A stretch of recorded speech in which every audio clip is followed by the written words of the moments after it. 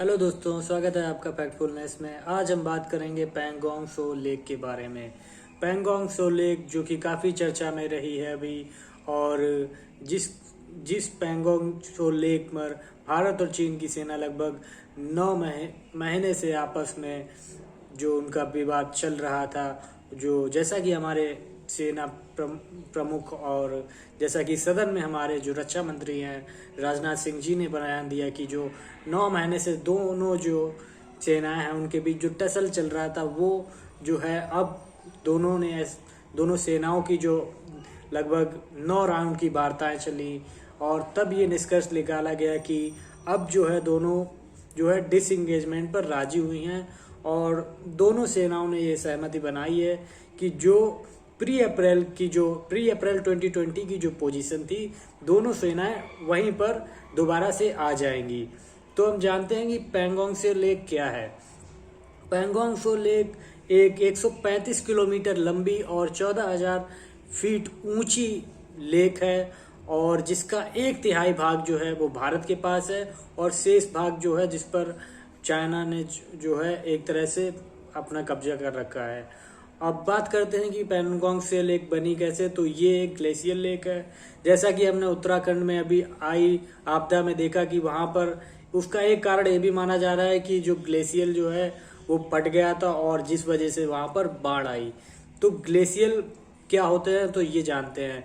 Glacier बर्फ के बहुत ही लंबी एक तरह से चादर होती है, और जो हॉरिजॉन्टली फैली हुई होती है। अब देख रहे हैं जैसे कि क्लाइमेट चेंज हो रहा है, तो जैसे जैसे ग्लोबल वार्मिंग बढ़ रही है, अब टेम्परेचर बढ़ेगा। जैसे बर्फ है, अगर वहां पर टेम्परेचर बढ़ा देंगे तो बर्फ जो है पिघलनी शुरू हो जाएगी।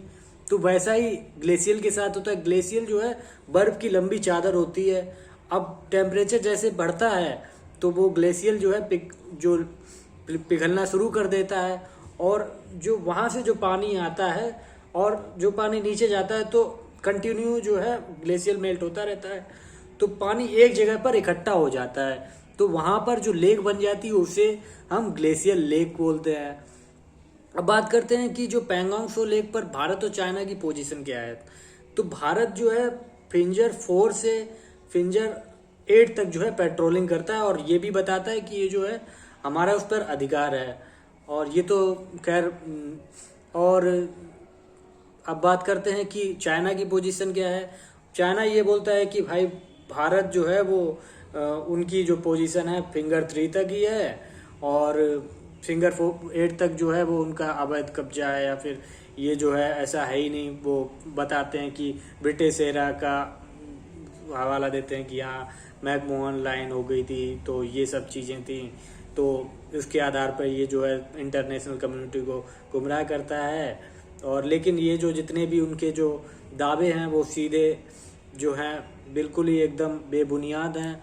और भारतीय सेना जो है फिंजर 3 तक जो है उनका जो है परमानेंट पोस्ट है। परमानेंट पोस्ट जो है कि मतलब वहाँ पर तो हम परमानेंट रूप से सेना की टुकड़ी रहती हैं, और उसका नाम क्या है, मेजर धन सिंह थापा पोस्ट है, वो जो फिंजर 3 पर सिचुएटेड है। और फिंजर 4 से 8 तक की जो इलाका है वो काफ़ी ऊबड़ खाबड़ है, ऊंचा भी है। तो वहाँ पर क्या है कि जो सेना जो अपनी पेट्रोल करती है वो पैदल ही करती है। और लेकिन चाइना ने अपने साइड से, क्योंकि उन्हें जो है स्ट्रेटजिक पोजीशन हासिल है, तो उन्होंने वहाँ पर रोड भी बनवा ली हैं। अब ये सोचते हैं कि भाई चाइना ने ऐसा किया क्यों, तो उसका एक कारण यही माना जा रहा है क्योंकि अभी तक भारतीय सेना ने जो, या कह सकते हैं भारत सरकार ने बॉर्डर, जो चाइनीज बॉर्डर है उन पर इंफ्रास्ट्रक्चर इतना डेवलपमेंट किया ही नहीं। लेकिन कुछ सालों से हम देख रहे हैं, 3-4-5-6 सालों से, कि जो बॉर्डर पे जितने भी रोड हैं वहाँ पर जो है हमारा इंफ्रास्ट्रक्चर डेवलपमेंट काफ़ी हो रहा है। चाइनीज बॉर्डर पर भी हम रोड बनाई हमने, और नेपाल पर भी देख रहे हैं कि हमने नेपाल बॉर्डर पर भी रोड का काम चल रहा है, और इंफ्रास्ट्रक्चर काफ़ी अच्छा हो रहा है।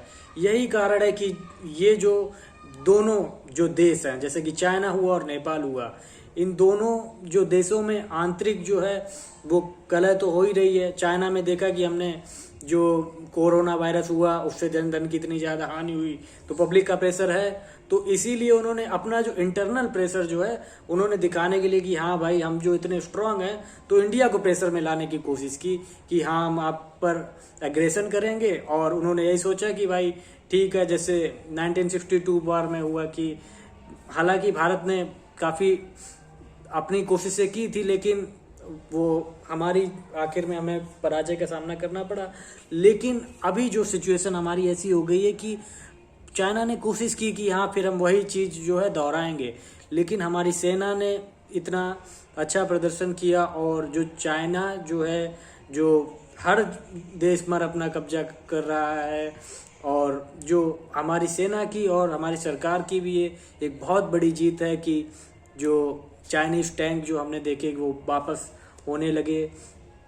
और नेपाल में भी जो जैसा कि देखा गया कि नेपाल में भी कम्युनिस्ट पार्टी जो है वो केपी शर्मा ओली की सरकार वो अपनी कुर्सी बचा नहीं पा रहे हैं, तो वो ऐसा कर रहे हैं कि भाई अब हम इंटरनल तो कुछ नहीं कर पा रहे, तो एक्सटर्नल प्रेशर उन्होंने बता दिया कि हाँ भाई काला पानी हमारी है, तो वो टेरिटरी भारत की है नहीं। तो यही सब चीजें हैं। अब आप अपना देश संभाल नहीं पा रहे हैं, तो यही सोच रहे हैं कि भाई हम इंडिया को अपने प्रेशर में लेंगे, लेकिन इंडिया तो अब पहली वाली बात नहीं रही है ना। तो वही चीज है कि पहले हमने इतना जो इंफ्रास्ट्रक्चर डेवलपमेंट नहीं किया, तो यही चीज है एक तरह से। जो चाइना का जो 2013 में जो डॉक्यूमेंट आया उसमें ये बताया कि जो भारत की जो ताकत है वो धीरे धीरे बढ़ रही है, और क्वाड कंट्रीज जो हैं इंडिया, ऑस्ट्रेलिया, जापान, यूएस, उससे भी चाइना को खतरा है, क्योंकि इंडियन ओशन में जो लगभग इंडो पैसिफिक ओशन में वो अपने जो बेस बना रहे हैं और जितने भी जो आसपास के देश हैं उन पर कब्जा करते हैं। तो यही रणनीति है, लेकिन ये जो भारत के खिलाफ उनकी रणनीति थी वो पूरी तरह से फेल हुई। हमारी सेना ने उसका डटकर मुकाबला किया, हमारे कुछ जवान शहीद भी हुए, लेकिन जो भारत की संप्रभुता पर जो खतरा था वो इससे टला। और जैसा कि हमने देखा कि जो चाइना जो है वो जो विश्व के जितने भी देश हैं उनके साथ जो करता है वो वही भारत के साथ उन्होंने करना चाहा, लेकिन जो इनकी वो कोशिश थी वो नाकाम रही। तो अब बात करते हैं कि भाई ये जो पैंगोंग त्सो लेक जो है हमारे लिए महत्वपूर्ण क्यों है। ये महत्वपूर्ण इसलिए है क्योंकि ये जो है चुशुल वैली उसके साउथ में है, तो चुशुल वैली पर अपना जो है मेंटेनेंस करने के लिए या फिर अपना कब्जा जमाने के लिए हमें जो है पैंगोंग त्सो लेक पर जो है अपनी पोजीशन स्टेबलाइज करनी पड़ेगी। इसीलिए भारत के लिए पैंगोंग त्सो लेक इतनी ज़्यादा महत्वपूर्ण है। तो इस वीडियो में हमने जाना कि पैंगोंग त्सो लेक क्या है, और चाइना और जो नेपाल है उनके जो जितनी भी कोशिशें थी कि भारत को जो है भारत की संप्रभुता पर चोट करें, वो उनकी सारी कोशिशें जो है अभी तक नाकाम रही। और भारतीय सेना ने जो है अपना जो भारत की जो अखंडता है उसे बनाए रखने में बहुत ही महत्वपूर्ण योगदान दिया, और ये हम सभी भारतीयों के लिए गर्व की बात है। आशा करते हैं कि आपको ये वीडियो पसंद आया होगा, और आपके इस वीडियो के बारे में क्या विचार हैं कमेंट सेक्शन में ज़रूर लिखिएगा। वीडियो देखने के लिए धन्यवाद। वीडियो अच्छा लगा तो चैनल को सब्सक्राइब जरूर करें।